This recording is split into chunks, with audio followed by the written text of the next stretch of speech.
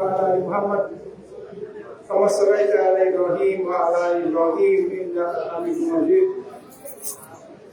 اللهم بارك على محمد وعلى آل محمد كما باركت على إبراهيم وعلى آل إبراهيم إنك حميد مجيد. يا أيها الذين آمنوا اتقوا الله اللهم اغفر للمؤمنين والمؤمنات. وبعد. We thank Allah Azza wa Jal for having blessed us by numbering us among the Ummah of Muhammad ibn Abdullah sallallahu alayhi wa sallam.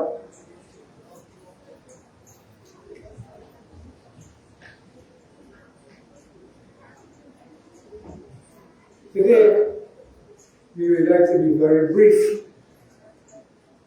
because the Sunnah of Islam is more work, less talk. So we say a few words and we act according to those words with the intent of gaining Allah subhanahu wa ta'ala's pleasure.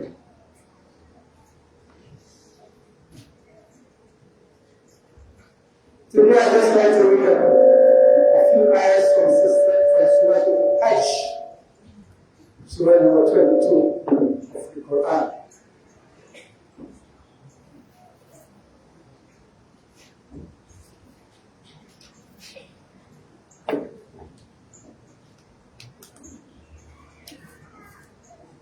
And this ayah starts off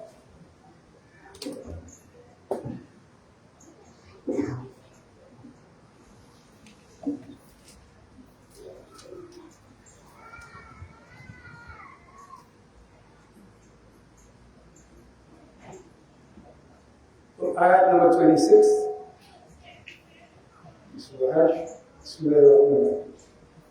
And mention, O Muhammad, when we designated for Ibrahim the site, the location of the house, saying, do not associate anything with me and purify my house for those who perform tawaf and those who stand in prayer and those who bow and prostrate. So performing tawaf is making 7 circuits in an anti-clockwise direction along the Kaaba in Jama'ah when we are in the Hajj, in the part of the Hajj program. And making 2 rak'ah at the station of Ibrahim alayhi salam is also part of the rites of this Hajj. So let's talk about that. And proclaim to the people the Hajj. They will come to you on foot and with every lean camel.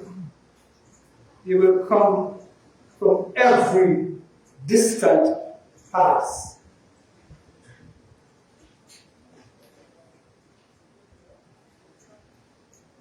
We had 3 people who Allah subhanahu wa ta'ala had located at the original site of this Kaaba, which was Ibrahim alayhi salam, his wife Hajar, and his baby son Ismail. 3 people in that vast uninhabited space. Yet Allah subhanahu wa ta'ala is giving Ibrahim a directive,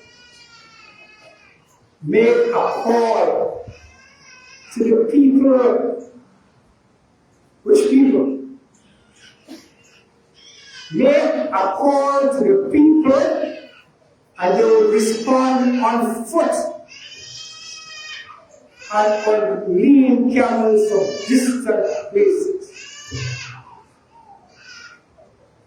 There is this elder who posted something recently at the WC in Trinidad. He's originally from Sudan. And he said that his father in the late 1800s walked from Sudan to Hajj. And they used to carry with them livestock, camels and all these things. So sometimes they take them close a year in transit to reach. So they would use the animals for food and so on as they go forward to that pilgrimage. That is the extent of sacrifice that some people made in order to fulfill their responsibility. The order that Allah has commanded for all of the people, mankind.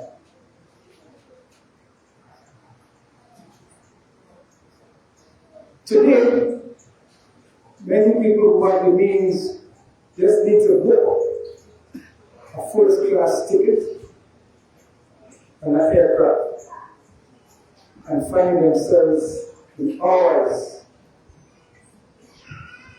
in Jeddah and go to board an air-conditioned bus to a five-star hotel and enjoy all the comforts of the Hajj.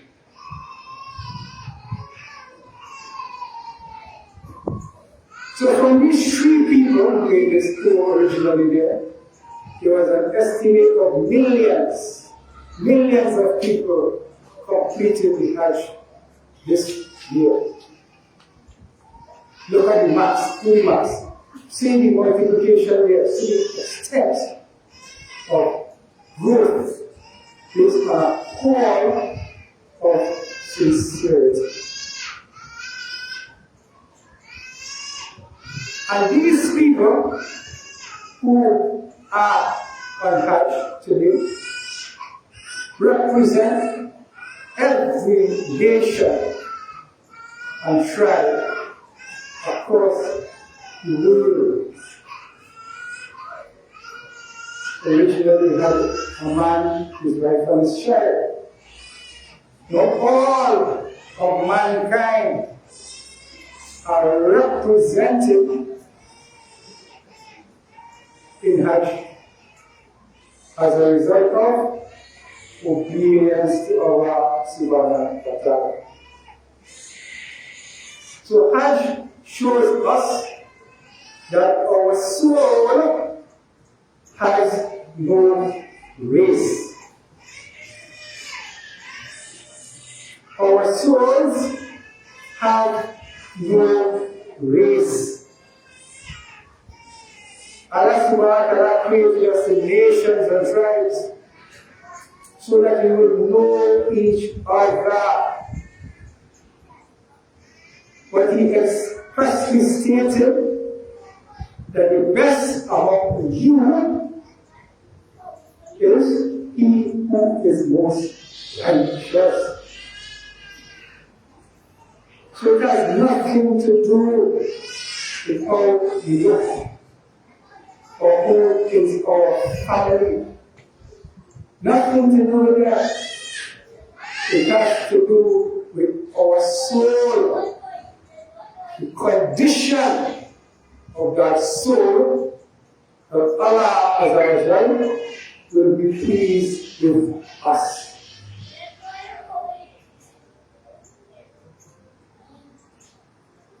When the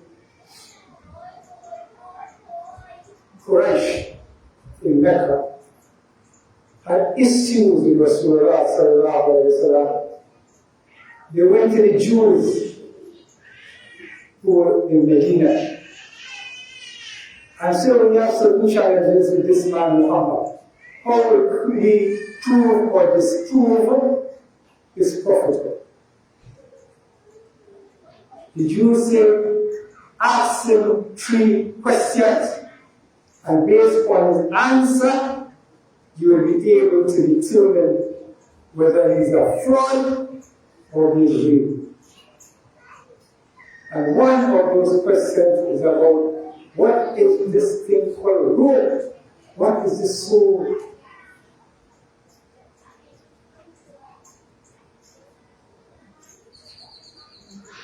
Allah subhanahu wa ta'ala says that ruh, he has given limited knowledge to us about this reality. We have ideas. We know that Allah Azza wa Jalla created all of mankind, and He created us from His first creation, which was that it was what's called Nuri Muhammad sallallahu alayhi wa sallam, the light of Muhammad sallallahu alayhi wa sallam. We need as Muslims to go deep into the hadith, the tafsir, to understand a little bit more about this deen. Too many of us are still like little frogs scratching the surface of Islamic knowledge and not getting into the depths so that we will truly understand who we are. So this ruh is a hadith that was reported by Jarir ibn Abdullah. When he asked Rasulullah, what was the fullest of all creation? So we know we have started with the pen that was given instruction to write as our early creation. But he asked him absolutely what was the first. But the pen was given by the directive to write. So what shall I write? What came before and what came after. So the pen was the original. He didn't write what was before. So he wrote what it was instructed to write. And Prophet took in the opponent to Jarir, Ya Jarir, the nur of your Rasul, of the first of all absolute creation. And from that nur, Allah Azza wa Jal created everything else. But these knowledges have not reached many of us, so it is my duty for whatever time Allah subhanahu wa ta'ala places me on this member to communicate whatever little I learn to elevate the Ummah, the brotherhood of Islam, the Muslims, this Jama'ah, and whoever listens out here, whoever wants to pursue deeper knowledge. So the Jews asked them to ask Rasulullah about this question, and Allah has given us limited knowledge about that reality. So we as Muslims know that purification of our souls is what is required for our development, because our soul is immortal. It does not die. When our bodies die, it returns to Allah, it goes to another level of its existence, which is called al-barzakh. That is a different reality. Where Allah subhanahu wa ta'ala talk about the souls of the martyrs. What he said about the martyrs. Say that of those who are slain in the cause of Allah, that they are dead. No. They are alive in the presence of the Lord. You will understand. So our knowledge of the soul is limited. So our duty as Muslims is to do the actions that will help to elevate our souls. He is successful who purifies it. He is a loser who corrupts it. So we need to work on ourselves, to purify ourselves. So what is this Hajj about? This Hajj that people take out their life earnings. That is the Hajj that people will prepare to walk for thousands and thousands of kilometers from Africa, from India, from all the different races in order to complete their duty. What is this Hajj? This Hajj is about individuals seeking to worship Allah Azza wa Jalla alone to our King. Worship Allah Azza wa Jalla alone. That is what this Hajj teaches us in principle. That is why, the people coming forward from all the different stations, they say, Labbaik Allahumma labbaik, labbaik la sharika laka labbaik, inna al-hamda wal ni'mata laka wal mulk, la sharika lak. Here Allah, yours who is. Labbaik Allahumma labbaik, here am I. So reporting for duty. You're reporting to duty. What is the duty? To worship Allah Azza wa Jalla alone. Because that first house, Kaaba, that was built exclusively for the worship of Allah alone. And who was the person chosen to raise that house was no less than Ibrahim alayhi salam, the father of the nations, the one who made sacrifice throughout his life, made sacrifice throughout his life from my youth until he became old. We touched on that briefly last Khutba. We thought we should put a little more light on that. But Ibrahim alayhi salam was the one who made ultimate sacrifice.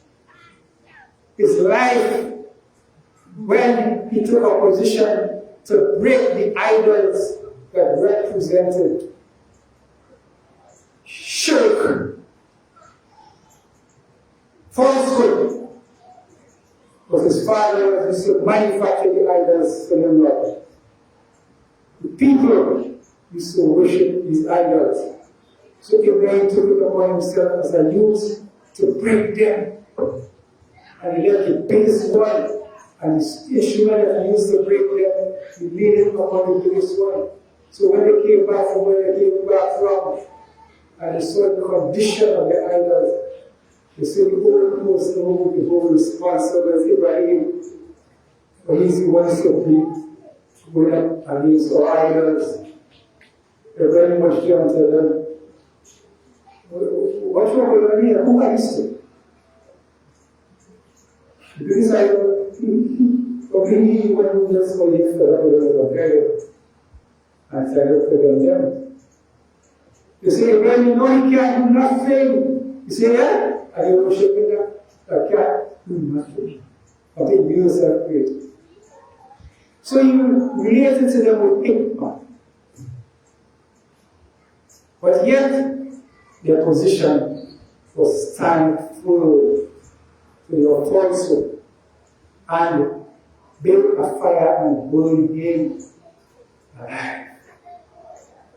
Burn him alive as an example. So they lit this big fire and they flung Ibrahim with this catapult into this fire. And Allah instructed the fire to be a place of home and safety for Ibrahim. So Allah subhanahu wa ta'ala has protected him as a youth when he stood fully for the oneness of Allah as a child. And then we go on now until he was elderly. There were many trials along the way. Many trials. But when he was elderly now, he had no offspring. And Allah subhanahu wa ta'ala chose to give them lineage. But when Ismail became close to him, he was a young man coming up and they were very close. Allah subhanahu wa ta'ala instructed him to sacrifice what is dearest to him to prove that he was in fact continuous with this tawheed, this worshiping of Allah alone without any partners. So Ismail became so close to his heart. He needed to be tested. So Allah gave him that command. Sacrifice yourself. Sacrifice him to show that nothing is between your heart and your Creator. And he confronted Ismail, Kashura, and he told them that he saw this vision in the dream. But the dreams of the prophets are revelation. The dreams of the prophets are in fact revelation. So if Ibrahim and Ismail understood that, so Ismail submitted himself to Adha, my dear father. You would exactly, you would find any obstruction, any difficulty on my part, I have submitted my life. And when he was placed for sacrifice, and Ibrahim alayhi salam entered the act of the sacrifice, Allah subhanahu wa ta'ala, as he took away the power of the fire to burn when he was a youth, Allah took away the power of the knife, the cut. So try as he will, he couldn't complete the assignment. And Allah subhanahu wa ta'ala has left for us the nations that come here generations and generations after to commemorate his willingness to submit and to sacrifice whatever is dearest to us in obedience to Allah subhanahu wa ta'ala's command. That is what is true Tawheed. It has nothing to do with superficiality and cosmetics and how you look. And, it has nothing to do with that. Sincerity has nothing to do with all those things. It has to do with purification of your heart. Because if we say we are believers, but yet we hold in our hearts pride, arrogance, hatred, enmity for each other, all these negative forces, a heart like that cannot reflect truth. He is successful who purifies it. He is successful who purifies it. So we need to do, I say, less talk, more action. He who believes and do good deeds will be successful. So my beloved brothers and sisters, we need to get our act together because Allah has given us opportunity. He has opened our hearts to Islam. He has given us the last and final messenger, Muhammad sallallahu alaihi wasallam. Allah has given us all that we need. He has given us His kitab, His Quran. That is the last and final message to all the people.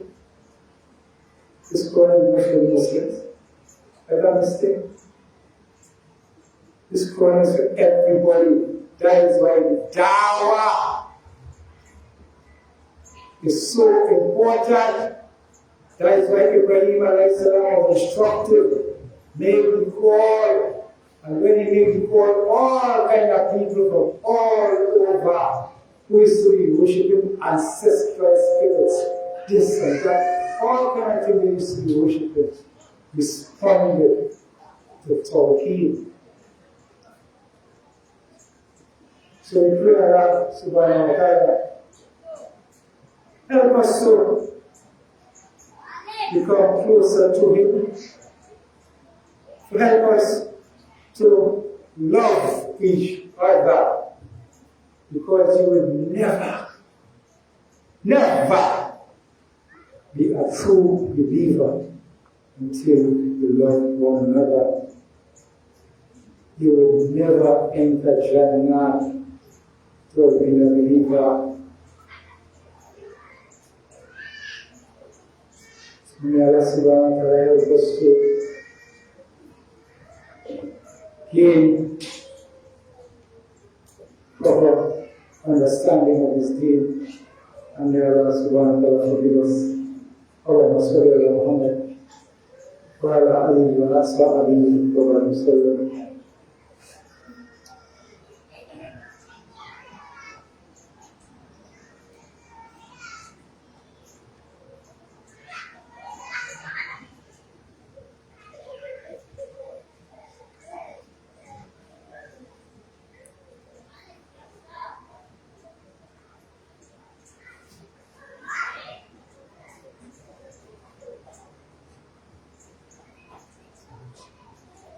اللهم صل على سيدنا محمد الفاتح والذكر والخاتم من سبق ناصر الحق بالحق والهادي الى صراطك المستقيم وعلى اله حق قدره ومقداره العظيم سبحان ربك رب العزه عما يصفون وسلام على المرسلين الحمد لله رب العالمين.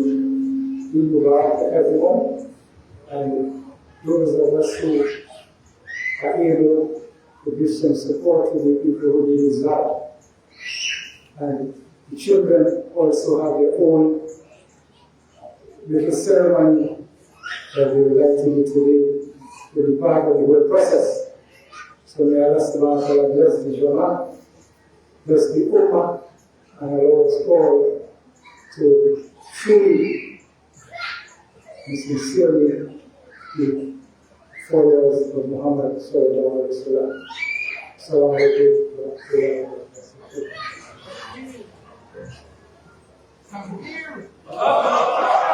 Takbir! Takbir! Takbir!